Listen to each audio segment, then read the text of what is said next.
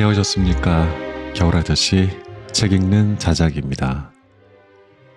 마음에 꼭 맞는 책을 만나는 일은 사람과의 인연 못지않게 참 소중하다는 생각을 늘 해왔습니다. 우연처럼 찾아온 한 권의 책이 우리의 내면을 일깨우고 결국 삶의 풍경을 바꿔놓기도 하니까요. 오늘은 그러한 인연을 새삼 되새기게 하는 책을 소개해드리려 합니다. 제목 나의 시간을 안아주고 싶어서입니다. 이 책은 12명의 작가가 각자의 삶을 3개의 시기로 나누어 표현했어요. 유년의 기억, 어른이 된 지금의 시선, 그리고 아직 만나지 않은 노년에 대한 이야기. 그러한 이야기들이 1부, 2부, 3부 각각의 고스란히 담겨 있습니다. 그러니까 말하자면 1부에 12편, 2부에 또 12편, 3부에 또 12편, 총 36편의 삶의 조각들이 모인 셈이죠. 처음에는 차례대로 읽어갔습니다. 그러고는 또 한 작가의 유년에서부터 노년까지를 따로 별도로 구분해서 읽기도 하고, 또 어떤 날은 그냥 손에 닿는 대로 펼쳐서 읽기도 했습니다. 그렇게 보다 보니 마치 여러 갈래의 길을 걷다가 우연히 같은 광장으로 모이는 기분이 들기도 했습니다. 이 책 읽으면서 자연스럽게 지난 시간을 돌이켜보게 됐습니다. 어느 작가의 어린 날에 깃든 가족과 이웃의 따스함이 내 기억 어디에선가도 살며시 반짝거리고, 조금은 복잡해진 현재를 바라보다 보면 어느새 머지않아 다가올 노년을 그려보기도 합니다. 각각의 이야기들은 분명 다른 인물들의 것이지만 읽는 내내 누군가의 특별한 순간이 동시에 나의 이야기이기도 하다라는 사실에 묘하게 마음이 울렁거리곤 했습니다. 낭독할 부분을 정하는데 꽤 고민이 됐어요. 한 작가의 1부, 2부, 3부를 모아서 연속적으로 들려드릴지. 그런데 저는 3부에서만 각각 다른 3작가의 글을 선택해서 들려드리기로 결정했습니다. 여기에 수록되어 있는 모든 작가의 글이 정말 좋았거든요. 가능한 여러 작가들의 시선을 소개하고 싶어서입니다. 이 책을 함께 펼쳐보면 마치 잊고 지냈던 나의 과거와 지금 이 순간, 그리고 머지않아 맞이할 미래가 교차하면서 서로의 손을 잡아주는 듯한 따뜻함이 차오릅니다. 눈을 감으면 그 시절 사소한 풍경들이 새삼 선명해지고 아직 살아보지 못한 내일의 모습까지 보이는 듯합니다. 그렇게 스쳐간 기억들을 토닥여주고 한 번뿐인 이 시간을 사랑하는 마음을 키우는 그런 오늘이 되었으면 합니다.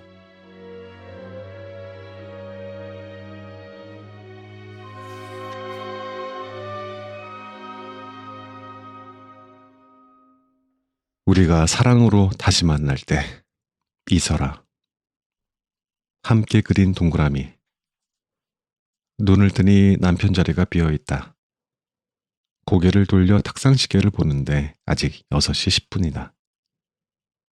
이 남자가 어디에 간 건가 싶어 거실로 나오니 오디오에서 잉거마리의 내일도 나를 사랑해 줄 건가요? 라는 노래가 잔잔히 흘러나온다. 남편은 오늘도 나의 플레이리스트로 하루를 시작했나 보다. 주방을 들어서는데 어제 밤늦게까지 식재료를 다듬느라 아수라장이 되었던 싱크대며 아일랜드 조리대가 말끔하다. 손님이 오는 날이면 시키지 않아도 집안 곳곳을 살뜰히 청소하는 그는 이른 새벽부터 주방을 정리하고 정원으로 나간 것 같았다. 현관문을 열고 10월의 아침 공기를 큰 숨으로 들이마시는데 정원 곳곳에 만발한 달리아 꽃들이 보인다. 저 멀리 대문 앞 주변을 열심히 쓸고 있는 그의 모습. 나이가 들었어도 여전히 단정하고 꼿꼿한 그의 뒷모습을 나는 사랑한다. 사귄 지 7년이 되도록 그는 나에게 프로포즈하지 않았다. 뒤늦게 다시 시작한 공부며 그로 인해 늦어진 취업으로 아직 기반을 못 잡은 이유도 있었지만 이후에도 그는 인생의 어떤 큰 결정에 대해 먼저 제안한 적이 없었다. 결혼하자는 말도, 자녀 없이 딩크족으로 살자는 제안도, 그러다가 입양으로 부모가 되어보는 건 어떠냐는 엉뚱한 소리도 모두 내 쪽에서 먼저 꺼냈다. 그때마다 그는 신중하게 생각해보자 라고 대답하고는 며칠 후 혹은 몇 달 후에 그러자, 그렇게 하자는 답을 주었다. 여느 남자들처럼 멋들어진 이벤트를 해주거나 먼저 계획을 짜놓고 나를 놀라게 하는 면모는 없지만 자신이 뱉은 말은 반드시 지켜내는 성실한 그였기에 그러자는 대답만큼 반가운 것도 없었다. 남편의 은퇴 이후 어디에서 어떤 삶을 꾸려야 할까 먼저 고민한 사람도 나였다. 40대 후반 아파트 베란다에서 이런저런 식물 키우기에 재미를 붙인 나는 드넓은 대지 위에 쏟아지는 햇살을 받으며 자라날 탐스러운 꽃과 무성한 나무를 떠올리며 혼자 행복해하곤 했다. 탁 트인 자연에서 정원을 가꾸며 노년의 남편과 함께할 수 있는 일이 무엇일까 고민하다가 많은 이들이 하루쯤 쉼을 얻고 갈 수 있도록 작은 시골 민박을 해도 좋겠다는 생각이 들었다. 다행히 남편은 그 제안이 마음에 들었던지 웬일로 바로 그러자고 답을 주었고 5년 후에는 미련 없이 일을 그만두겠다는 말도 덧붙였다. 외진 카페를 찾아오는 손님과 이웃을 위해 빵과 커피를 만드는 부부의 이야기를 그린 해피 브랜드라는 일본 영화를 보던 어느 저녁에는 자신도 은퇴 후에 베이킹과 커피를 배우겠다는 말을 해 나를 깜짝 놀라게 하기도 했다. 얼마나 하고 싶은 일이 많고 다양한 사람을 품느라 몸과 마음을 한껏 늘려 사는 나와 달리 그는 자신과 가족을 지키는 것 외에는 큰 관심이 없는 사람이었다. 내가 더 넓은 세상과 사람을 향해 두 팔을 벌리고 달려나가는 것과는 반대로 그는 늘 자신의 다리를 제자리에 고정시킨 채 가족의 일상을 지키고 싶어 했다. 그가 캠퍼스의 고정다리처럼 흔들림 없이 자리를 지키면 나는 세상과 사람들 사이를 마음껏 오가며 커다란 원을 그리곤 했다. 그렇게 잘 맞는 우리는 약속대로 55세에 시골 민박을 시작했고 아름다운 정원에 있는 우리의 공간에서 올해 나란히 예술을 맞이했다. 8인용 테이블. 오늘은 우리 세 녀석의 생모, 낳아준 엄마들을 집으로 초대한 날이다. 영화에서나 가능할 것 같던 만남이 현실이 되기까지 얼마나 긴 시간을 애를 태우며 기도를 쌓아왔던지. 이번 만남에 대해서만큼은 그러자라는 남편의 답을 얻기까지 꽤 오랜 시간이 걸렸다. 남편은 새 녀석이 자신의 생모를 궁금해하고 만나고 싶어하는 것은 당연하다고 여기면서도 자신은 전혀 그들과 마주치고 싶지 않다고 했다. 일반적으로 입양 아빠보다는 엄마들이 아이의 생모를 궁금해하고 같이 만나보고 싶어 하기는 하지만 우리 가정처럼 입양에 대해 열린 대화를 하면서 생모를 만나고 싶어 하지 않는 아빠의 케이스는 좀 드문 것 같다. 남편은 복합적인 감정을 다루는 걸 어려워하는 사람이다. 자녀를 키워온 30여 년간 아이들을 향한 마음은 여러 갈래로 풍성해졌지만 자신이 낳은 아이를 포기할 수밖에 없었던 그녀들에 대해서는 감정과 생각이 어느 지점에 고여 있는 것 같았다. 아이를 입양 보낸 여성을 무조건 혐오하고 비난하는 이들과는 달랐지만 그렇다고 얼굴을 맞대고 꾸준히 안부를 물으며 내 아이를 위해 확대 가족으로 살아가고 싶은 마음까지 가질 정도는 아니었다. 그랬던 남편이 마음을 조금씩 바꾸게 된 건 가장 가능성이 있다고 믿었던 막내의 뿌리찾기. 여기서 뿌리찾기란 자신의 입양 관련 기록과 정보를 얻고 생모와 재회를 신청하는 일이 좌절되면서부터였다. 막내를 입양할 때 생모와 몇 번의 만남이 있었고 입양 보내기를 힘들어했던 그녀의 이야기를 들었던 만큼 막내가 자라 재회 신청을 하면 당연히 성사될 것이라 믿고 있었던 우리였다. 첫째와 둘째가 몇 번의 신청 끝에 겨우 재회가 이루어진 터라 막내까지 만남이 성사되면 이제 평생의 기도가 이루어지는구나 싶었는데 어떻게 된 영문인지 재회 시도는 불발되었다. 그녀에게는 분명 그럴 만한 이유가 있으리라 생각하면서도 거절당했다는 사실에 힘들어하는 막내를 보자니 마음이 복잡하고 슬펐다. 막내와 우리의 모두의 삶에 태양이 사라진 것 같은 나날이 이어졌다.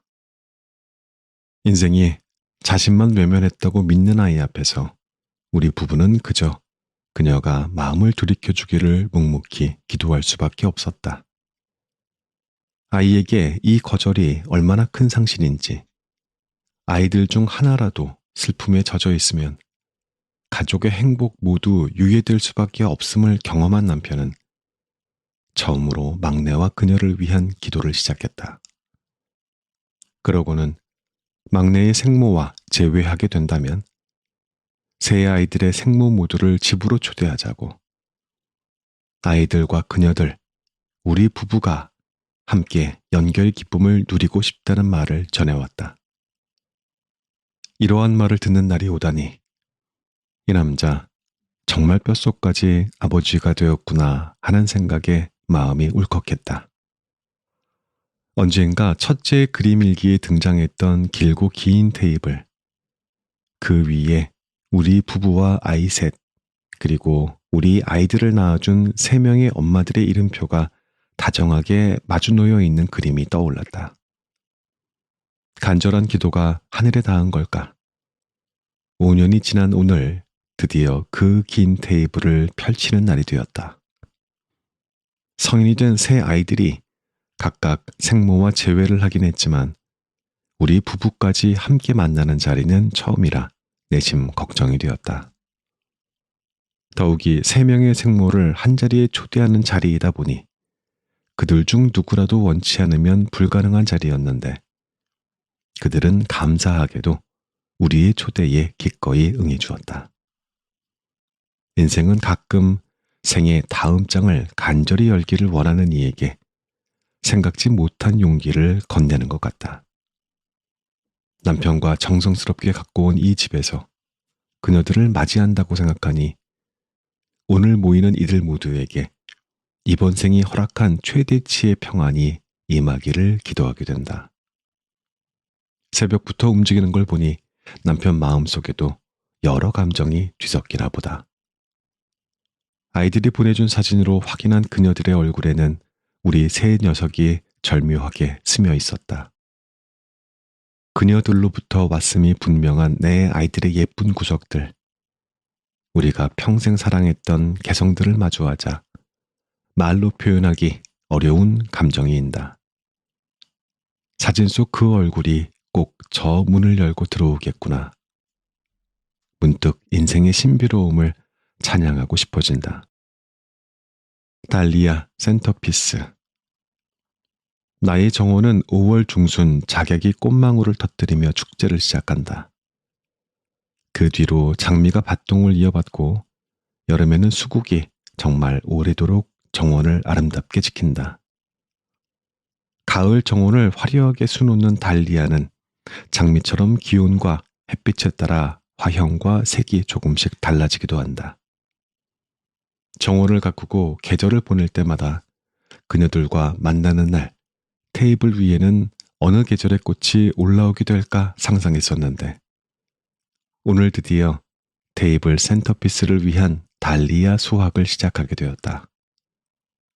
노랑과 연보라, 하얀색과 빨간색, 복숭아색까지 색과 모양이 다양한 달리아가 양동이 한가득 담기는 걸 보니 마음도 차오른다. 어린 시절 어느 추리소설에서 달리아의 꽃말이 배신이라고 읽은 적이 있어 괜히 이 꽃을 싫어하기도 했다. 그러나 탐스럽고 다채로운 달리아의 매력에 빠져 정원 가득 심으며 찾아본 꽃말은 전혀 다른 의미였다. 위엄, 우아함, 영원히 당신의 것, 화려한 행사라는 꽃말이라니. 모두가 모이는 오늘 테이블에 얼마나 적절한가. 지난 20여 년의 삶을 오늘 다 쏟아낼 수 없을 것이다. 용기 내어 마주 앉은 동안 어느 순간에는 가슴 한 구석이 아리기도 할 것이다. 그렇다 해도 나는 오늘을 평생 가장 아름다운 날로 기억할 것 같다. 내 인생 가장 오랫동안 신뢰를 건네준 남편. 그 남편과 정성을 다해 양육했던 세 아이들. 아이들이 열어준 문으로 들어온 3명의 엄마들이 모여 앉기까지. 각자가 건너온 두려움과 혼란의 시간을 서로 알고 있기 때문이리라. 어쩌면 오늘은 내가 입양으로 부모가 되겠다고 마음먹었던 그날부터 내 생에 예정되어 있던 기적이라는 센터피스가 아닐까. 삶의 모든 순간을 예스로 받아들일 준비를 마친 우리를 위한 축하의 꽃다발이 아닐까 싶다. 여기까지가 내가 꿈꾸는 10년 후 내 노년기 어느 날을 상상하며 쓴 일기이다. 이 아름답고 감동적인 장면이 현실의 이야기가 아니라는 사실에 실망하지 않기를 바란다. 적지 않은 세월을 살다 보니 꿈꾸고 상상하는 삶은 언제나 나를 더 나은 곳으로 데려다 준다는 걸 알게 되었다. 꿈꾸고 상상한 대로 삶이 펼쳐지지는 않지만 적어도 그 삶을 향해 가는 동안 내가 마주하고 싶었던 진실에는 더 가까워졌던 것 같다. 이 글의 초고를 쓸 때만 해도 정말 먼 훗날의 장면일 거라 생각했는데 출간을 앞둔 지금의 나는 어느새 정원이 있는 시골 민박을 꿈꾸며 새로운 지역으로 이주를 마친 상태이다. 상상에만 머물렀다면 여기까지 오지 못했을 텐데 구체적인 언어로 마음을 다해 글을 쓰다 보니 어느새 꿈의 한 조각이 내 곁의 현실로 자리 잡았음에 놀란다.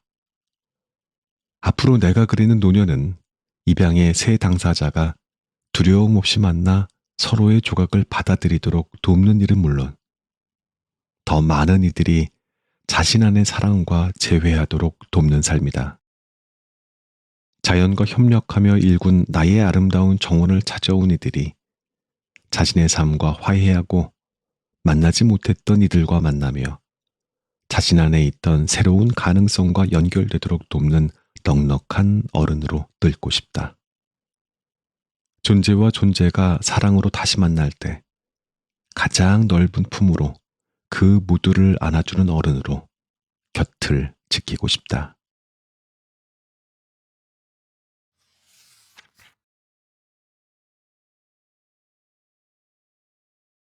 멈춰라 순간아, 너 정말 아름답구나. 영원. 노년의 나를 상상할 수 없었다. 주름살이 늘어간다. 살이 처진다. 숱이 많고 새까맣던 긴 머리는 더 이상 없다. 듬성듬성 난 하얀 머리카락만이 내 몸에 붙어있는 전부이다. 헐렁한 옷을 입는다. 병에 걸리면 잘 낫지를 않는다. 병원에 자주 다닌다. 걸음이 느려진다. 목소리에 힘을 잃는다. 소멸한다. 연기가 되어 사라진다. 과학자들은 에너지 보존 법칙이라는 게 있기 때문에 몸이 한 줌의 재가 된다 하더라도 원자의 형태로 어딘가에 영원히 존재한다고 말한다. 하지만 더 이상 살아있는 상태는 아니다. 세상을 인식할 수 없다면 내가 어떠한 방식으로 존재하든 무슨 소용이 있단 말인가. 작고 뽀얀 아기로 태어나 주름살 가득한 노인으로 소멸하게 되는 것. 이것이 인간의 운명이다. 소멸에 대한 두려움은 진작부터 없었다. 오히려 나는 프로이트가 말했던 타나토스, 그러니까 삶보다는 죽음에 끌리는 사람에 가깝다. 사라져가는 것을 보고 아름답다고 생각해왔다. 다시는 보지 못할 것이라 생각하면 아무런 감정이 없던 사물이었더라도 갑자기 사랑하게 되고는 했다. 꿈을 꾸게 된다. 영원을 꿈꾸게 된다. 꿈꾸려면 현실에 결핍이 있어야 한다. 꿈을 잃은 상태에서 꿈을 꿀 수는 없다. 역설적으로 내가 소멸을 사랑하는 이유는 영원을 꿈꾸기 때문이다. 하지만 늙는 것은 두려웠다. 미치도록 두려웠다. 노년에 대한 생각을 해보는 것 자체가 두려워서 상상조차 하지 못할 지경에 이르렀던 시절이 있었다. 사회초년생인 나의 모습을 상상하면 원하던 뮤지컬 단체에 소속되어 부음악감독 정도로 일하며 열심히 여기저기 뛰어다니던 모습이 그려졌고, 중장년기인 나의 모습을 상상하면 어느새 극음악계의 대가가 되어 원하는 이야기를 음악극으로 풀어내기 위해 회의를 하고 성악가들이나 배우들의 음악을 감독하며 공연 당일 오케스트라 지휘까지 도맡아 하는 모습이 그려졌다. 그러다 노년기에 대한 생각을 해보려 하면 머릿속이 새하얘졌다. 나에게 노년이 찾아올까? 왠지 나에게만큼은 70이나 80이라는 나이가 찾아오지 않을 것만 같았다. 그 전에 나는 분명히 소멸할 터였다. 제일 아름다운 혹은 제일 멋진 모습일 때에 난 소멸할 것이었다. 아니, 사실 그냥 일종의 희망사항이었다. 평균 수명이 83세를 웃도는 21세기에 예순이 되기 전에 소멸하고 싶다는 열망은 또다시 죽음에 끌리는 내가 가질 수 있는 꿈이었다. 사람들은 인생을 사계절에 비유하곤 하던데 내 인생은 제발 여름이나 가을쯤에 마무리되었으면 좋겠다라고 늘 생각해왔다. 파우스트 박사를 만나다 노년기가 찾아올 것에 대한 두려움을 없애준 것은 할머니, 할아버지 등 주변의 노인분들이 아닌 20세기가 오기도 전에 이 세상에서 사라진 독일의 작가 괴테였다. 괴테는 파우스트를 20대에 쓰기 시작해서 80이 넘어 비로소 완성시켰다. 그리고 1년 뒤에 세상을 떠났다. 젊은 시절부터 쓰던 책을 죽기 1년 전까지 붙들고 있었다는 것. 횟수로 따지면 장장 60년에 걸쳐 완성했다는 것을 미루어 보아 괴테는 20대에 던졌던 삶의 문제들에 대해 백발의 노인이 되어서야 깨달았다는 사실을 알 수 있다. 이렇게 생각해보면 그가 그렇게 오랜 기간 공들여 쓴 파우스트는 문학으로 승화해낸 괴테의 철학서라 보아도 무방할 것이다. 파우스트를 처음 읽었던 20살 때의 나는 오만한 회색 분자였다. 내가 세상에서 가장 똑똑한 줄 알고 살았다. 그럼에도 확실한 것 하나 없이 살았다. 정확히 말하면 세상에 옳은 것이란 존재하지 않는다고 믿었다. 모든 게 따분했다. 학문에 빠졌던 순간순간만큼은 재미있었지만 조금이라도 집중이 흐트러질 때쯤에는 이게 다 무슨 소용이지 하는 생각이 머릿속에서 스멀스멀 피어 올라왔다. 그런 나에게 파우스트 박사는 마치 분신처럼 다가왔다. 세상 모든 것이 회색이라고 믿으며 영원히 머물고 싶은 아름다운 순간을 경험할 수만 있다면 악마에게 영혼이라도 팔겠다고 말하는 파우스트 박사에게 나는 동병상련의 감정을 느꼈다. 파우스트 박사는 악마와 계약을 한다. 악마는 그에게 모든 종류의 아름다움을 선사하고 만약 그가 악마가 준 순간 중 하나에 푹 빠져버려 멈춰라, 너 정말 아름답구나 라고 외친다면 곧바로 그의 영혼을 가져가기로 약속한다. 그리고 그가 그렇게 외친 순간은 아름다운 여성을 보았을 때나 크나큰 쾌락을 느꼈을 때 등 세속적인 행복의 순간이 아니라 자신이 건설한 낙원에서 수백만 명의 백성이 자유롭게 살아가는 모습을 보았을 때였다. 더욱 이상한 것은 원래대로라면 악마에게 영혼을 빼앗겼어야 마땅하지만 그 순간에 천사가 내려와 언제나 노력하며 애쓰는 자를 구할 수 있다는 말을 남긴 채 악마에게서 파우스트 박사를 구원하여 천국에 데려간다. 가장 아름다운 순간에 멈춰라 라고 소리칠 수밖에 없었던 파우스트. 그 아름다운 순간이란 자유의 땅에 자유민이 살아가는 것이며 마지막에 언제나 노력하며 애쓰는 자를 구할 수 있다고 말한 천사들. 모든 것이 의문투성이었다. 왜 파우스트는 그 많은 쾌락을 버리고 자유국가를 세우려 했을까? 왜 그는 그것이 가장 아름다운 순간이라고 말하는가? 또 천사들이 말하는 언제나 노력하며 애쓰는 자란 과연 어떤 인간상을 뜻하는가? 괴테는 도대체 어떤 삶의 태도로 인생을 마무리했기에 이러한 상징적인 표현을 굳이 집어넣었을까? 나는 이 뜻을 이해하고 싶어서 몸부림쳤다. 그리스 로마 신화를 바탕으로 쓴 시가 중간중간 끼어 있었기에 다시 그리스 신화 공부를 했고 상징적으로 녹아있는 등장인물의 대사를 해석하기 위해 한 문장을 가지고 무슨 뜻일까 하루 온종일 고민해 보기도 했다. 하지만 괴테가 80이 넘어서야 비로소 파우스트를 완성할 수 있었다는 이야기를 듣고 나서 이내 책을 덮고 말았다. 괴테도 80에 깨달은 것을 20살의 내가 무슨 수로 이해하겠어 하는 마음에서였다. 나도 언젠가는 모든 걸 깨닫는 날이 오겠지라며 노년의 나에게 깨달음의 무게를 떠넘겼다.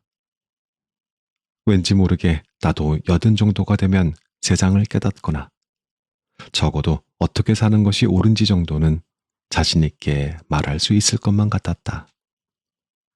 그도 그럴 것이 소설 속 파우스트 박사가 멈춰라, 너 정말 아름답구나 라고 외쳤을 때에도 80이 넘은 노인이 되고 나서였다. 그리하여 새로운 꿈이 생겼다. 괴테가 파우스트를 완성했던 나이인 80살이 되어 파우스트를 다시 읽어보고 싶다. 이것저것 경험하고 아름다움을 쫓으며 가끔은 소멸할 것들에 눈물을 흘리기도 하고 행복한 일들에 활짝 웃기도 하며 인생의 황금기를 다 보낸 후에 공원 벤치에 앉아 바람을 맞으며 삶의 어느 순간이 죽음을 감내할 만큼 아름다웠는지 조용히 떠올려 보고 싶다. 파우스트 박사가 자유의 땅에 자유의 백성이 살아가는 순간을 최고로 꼽았던 것처럼 내 머릿속에 떠오른 그 순간이 바로 가장 자유롭고 그렇기 때문에 죽어도 좋을 만큼 소름 끼치도록 아름다운 순간일 것이다. 이제 비로소 노년을 상상할 수 있게 되었다. 내가 그리는 나의 노년 시절이라 하면 파우스트를 완전히 이해한, 그러니까 자유국가를 세우고 그것이 가장 아름다운 순간이라 외치는 파우스트와 언제나 노력하며 애쓰는 자들을 구할 수 있었다고 말하는 천사들의 의도를 완전히 이해한 사람, 더 이상 회색 분자가 아닌 사람, 어떤 삶이 옳은 삶인지 모호했던 청년 시절의 하루하루가 드디어 명확해지는, 그래서 드디어 정정당당히 행복하다고 말할 수 있는 늙은 내가 서 있다. 물론 주름살은 늘어날 것이다. 살이 처질 것이다. 숱이 많고 새까맣던 긴 머리는 더 이상 찾아볼 수 없을지도 모르겠다. 헐렁한 옷만 입고 다니겠지. 병에 걸리면 잘 낫지 않을 거야. 병원에 자주 다니게 되고 걸음은 느려지며 카랑카랑했던 목소리는 어느새 힘을 잃고 말 것이다. 하지만 동시에 나는 당당히 외칠 수 있을 것이다. 멈춰라 순간아, 너 정말 아름답구나.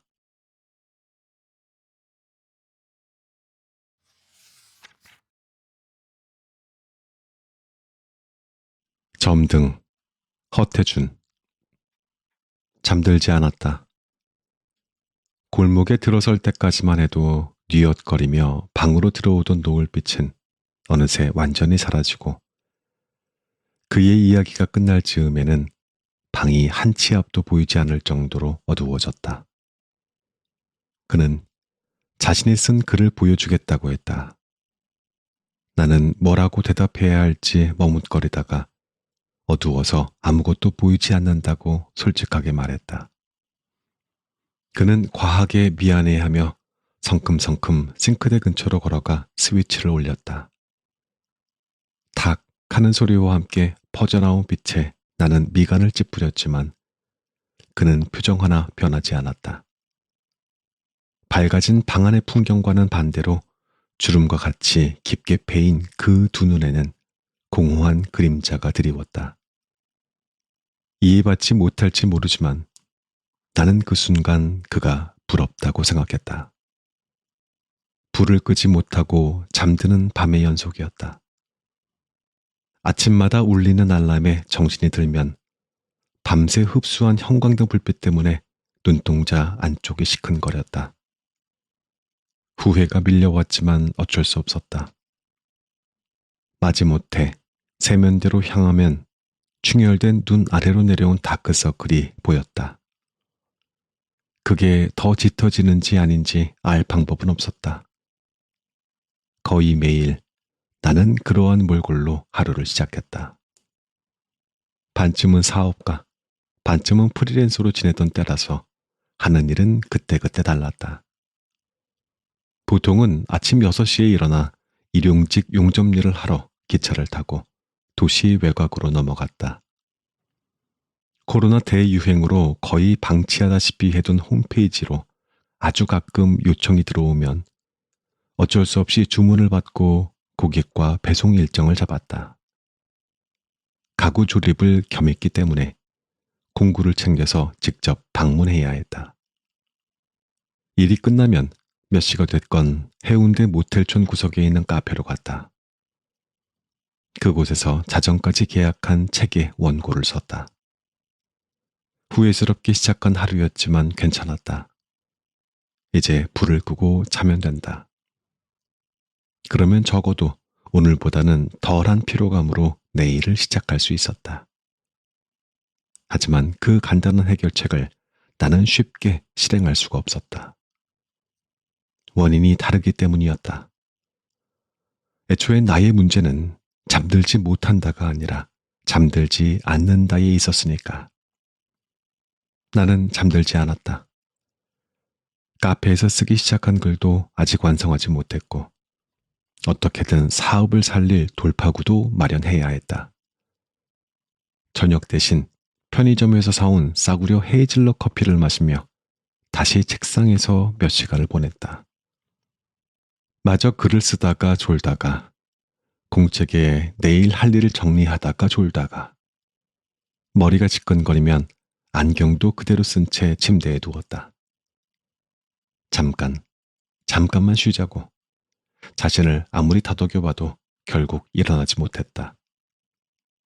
그러면 또 하루가 지났다. 늘어지고 엉겨붙어 덩어리진 하루들의 무게가 남았다. 손끝으로 읽는 글. 그를 만난 건 그 즈음이었다. 오랜만에 본가에 가던 어느 날 경사 높은 계단이 이어진 골목 맞은편에서 그를 봤다. 맥을 짚듯이 천천히 주변을 쓰다듬는 지팡이를 따라 그는 한 걸음씩 발을 내딛고 있었지만 계단마다 경사가 있다 보니 몹시 불안해 보였다. 괜한 짓일까 싶은 망설임을 무릅쓰고 그에게 다가갔다. 할아버지, 실례가 안 된다면 제가 조금 도와드려도 괜찮을까요? 그가 발걸음만큼이나 느린 속도로 고개를 돌렸다. 가로등 불빛에 그림자진 깊은 주름이 여러 겹 있었는데 살며시 감은 두 눈도 그러한 주름의 일부처럼 보였다. 지금 제가 어디에 있죠? 학교 아래 골목으로 들어가는 길에 경사진 계단인데 길을 잃은 건 아니네요. 네, 원래 산책하던 길이라 걱정하지 않아도 괜찮아요. 아, 그래도 혹시 모르니까 계단 아래까지만 손을 잡아주실래요? 당황하던 나는 오히려 그가 내밀어준 손을 잡았다. 뼈의 질감이 그대로 느껴질 정도로 피부가 얇았다. 다루기 힘든 유리 공예품처럼 느껴져 어찌할 바를 모르다가 아주 약한 힘으로 천천히 손을 쥐었다. 얇은 피부 너머에서 온기가 느껴졌다. 그의 속도에 맞춰 함께 계단을 내려갔고 왜인지 그대로 손을 잡고 골목 깊은 곳으로 걸었다. 마치 그가 나에게 길을 알려주는 것 같았다. 이제 다 도착했어요. 함께 와줘서 고마워요. 그는 골목길의 어딘가에서 발걸음을 멈췄다. 가로등 불빛이 희미하게 시멘트 바닥에 걸려 있었고 멀리 큰 길에서 달리는 자동차의 경적 소리가 울리더니 이내 다시 잠잠해졌다. 왜 그랬는지 모르겠다. 누구에게라도 뭐라도 물어보고 싶을 만큼 급박했던 걸까? 나는 그의 손을 놓지 않은 채 물었다. 할아버지는 지금까지 어떻게 살아오셨어요? 별난 녀석이라고 생각했을까? 아니면 한 번쯤 누군가에게 말해보고 싶었던 걸까? 꽤 긴 시간 동안 그는 담담하게 자신이 지나온 삶을 들려주었다. 5살 때 홍역을 심하게 앓아 시력을 잃은 일, 부모에게 버려져 종교시설에 들어간 일, 전쟁 중 비슷한 처지의 시각장애인들을 만나 안마 기술을 배워 먹고 살았던 일. 무엇 하나 쉽게 흘려들을 수 없는 이야기였는데 그는 말하는 중간마다 이제는 다 옛날 일이라며 웃었다. 토요일마다 활동 지원사 선생님이 오시는데 그러면 장을 봐주세요. 제가 좋아하는 고등어 통조림도 챙겨주시고 가끔은 좀 먼 곳으로 산책을 나가기도 합니다. 그러한 일들을 일기처럼 쓰고 있어요. 옛날 생각이 나면 또 쓰기도 하고 라디오에서 읽어주는 책을 메모하기도 하고 여기 책상에 있는 게 점자 기계거든요. 불이 켜지고 나서야 둘러본 6평 남짓의 단칸방의 집기는 단출했다. 현관문 좌측으로 기역자 형태의 싱크대가 있었고 싱크대 끝으로 냉장고가 붙어 있었다. 그 맞은편에 화장실 입구가 있고 같은 면 모서리에 기댈 수 있는 앉은뱅이 의자와 작은 책상이 놓여 있었다. 책상 위에는 두껍게 철을 한 파일이 몇 권, 구식 라디오, 그리고 타자기처럼도 보이고 전축처럼도 보이는 손잡이가 달린 점자 기계가 있었다. 그가 꺼내어 보여준 파일 안에는 빼곡할 정도로 많은 점들이 종이에 질감을 파내며 새겨져 있었다. 나는 그게 무슨 뜻인지 하나도 읽을 수 없으면서도 천천히 손끝으로 그 질감을 따라가 보았다. 여기에는 그가 새겨져 있는 걸까? 나에게 해주었던 이야기가 그만의 언어로 적혀 있는 걸까? 그는 어떤 마음으로 종이에 기억을 찍었을까? 그 질문은 방을 나설 때까지 차마 입 밖으로 나오지 않았다. 우리는 다시 만날 기약이 없이 헤어졌다. 그는 즐거웠다고 했고 나도 솔직하게 즐거웠다고 대답했다. 골목 밖으로 나가는 길이 막막했지만 걷다 보면 큰 길에 닿지 싶었다. 마지막으로 뒤를 돌아보았을 때 그의 집 방 안에는 불이 꺼졌다. 탁 스위치 내리는 소리가 들리는 것 같았다. 우리 모두에게 빛이 있기를. 그 뒤로 며칠이 지났지만 특별히 달라진 건 없었다. 여전히 나는 자정이 넘어서 방으로 들어왔고 불을 켜둔 채 잠이 들었다가 충혈된 눈으로 아침을 맞이하고는 했다. 다만 아주 잠깐의 틈 사이로 지금의 시간이 어떻게 기억될지에 대한 생각을 해보고는 했다. 먼 훗날 나는 어떤 모양의 기억을 종이 위에 찍을까? 지금의 나는 스스로 불조차 끌 수 없었다. 욕망, 열정, 야망, 동기, 욕심, 성취나 욕구, 어떠한 이름으로 부르든 나에게 소등의 시간은 멀기만 했다. 가끔 시큰거리는 빛이 불꽃이 되어 모든 걸 태워버릴 것만 같아도 마지못해 세면대로 향하는 것 외에는 방법이 없었다. 그러니 나는 바라는 수밖에 없는 것이다. 내 안에 불이 점차 사라들기를, 어떤 결과든 지나가고 빛발에서 더 이상 나를 괴롭히지 않기를, 그러니까 내가 빨리 늙기를, 지금이 먼 훗날로 기억되기만을 기다리는 것이다. 그럴 때마다 이상하게도 그가 떠올랐다. 내가 그를 부러워했던 건 체념이나 동정, 낯선 삶에 대한 얄팍한 낭만 같은 감정 따위가 아니었기 때문이다. 그가 한치 앞도 볼 수 없는 어둠에 있으면서도 타인을 위해 빛을 밝혀주는 사람이었기 때문에 부러웠다. 나는 그럴 수 있을까? 오직 자신의 미래와 자신의 안위만을 위해서 불을 밝히는 나 같은 사람도 언젠가 그런 선의에 닿을 수 있을까? 부끄럽지만 아직 오지 않은 칠흑 같은 시간을 더듬을 때마다 나는 간절히 바라고는 했다. 저 깊은 골목에도, 공허한 두 눈에도, 언젠가 찾아올 우리 모두의 늙음에도 빛이 있기를.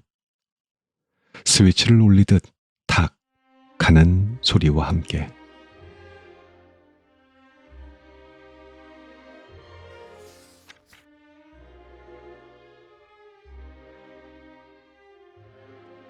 이 책의 낭독은 여기까지 하겠습니다. 감기는 아니고요. 며칠 아주 바쁜 일을 하다 보니 몸이 좀 혹사되었던지 목 컨디션이 영 좋지 않았습니다. 송구합니다. 자, 오늘도 저에게 무척 특별한 클래식 음악을 엔딩곡으로 골라왔습니다. 오늘 들려드릴 곡은 브라함스의 교향곡 3번 3악장입니다. 이걸 처음 들었을 때의 감각을 저는 여전히 기억해요. 어딘가로 가려고 공항에서 비행기를 기다리고 있을 때였거든요.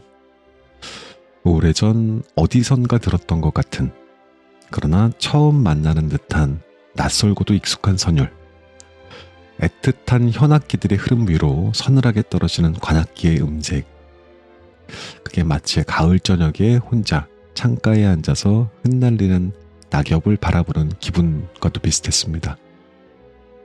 그런데 그 순간, 바로 그 순간 음악이 시간과 공간을 초월해서 이걸 어떻게 설명을 할까요? 내 마음속에 어떠한 감정과 손을 맞잡았다라는 걸 알았어요. 그게 어떤 감정이었는지는 설명을 못하겠는데 틀림없었습니다. 음악과 나의 어떤 감정이 서로 손을 잡았어요. 이 곡은 브라함스의 4개의 교향곡 중에서도 유독 애틋함이 짙게 배어 있습니다. 특히 3악장은 다른 어떠한 악장보다 내밀한 감정을 담고 있는데요. 브라함스는 이 곡을 작곡할 당시 독신으로 살아가던 그의 삶 속에서 깊은 외로움을 느끼고 있었다고 해요. 그의 인생에서 가장 강렬한 감정을 불러일으켰던 여성 클라라 슈만. 슈만의 부인이자 피아니스트였던 그녀와의 관계는 평생 그를 따라다녔습니다. 둘 사이의 관계는 이루어질 수 없었지만 브라함스는 클라라를 향한 깊은 애정을 품고 있었고 아마도 그 감정이 그의 음악에 자연스럽게 스며들지 않았겠나 싶습니다. 그래서인지 많은 이들이 브라함스 하면 진중한 음악가라는 이미지를 떠올리곤 하지만 저는 그의 음악 속에서 오히려 깊고도 애절한 감정을 느낍니다.